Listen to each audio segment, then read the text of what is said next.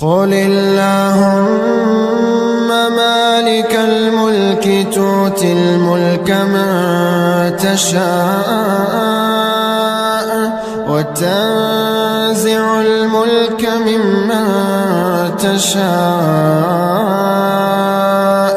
وتعز من تشاء وتذل من تشاء بيدك الخير إنك على كل شيء قدير تولج الليل في النهار وتولج النهار في الليل وتخرج الحي من الميت وتخرج الميت من الحي وترزق من تشاء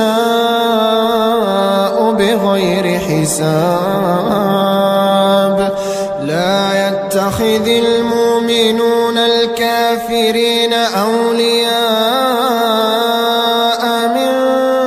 دون المؤمنين ومن يفعل ذلك فليس من الله في شيء إلا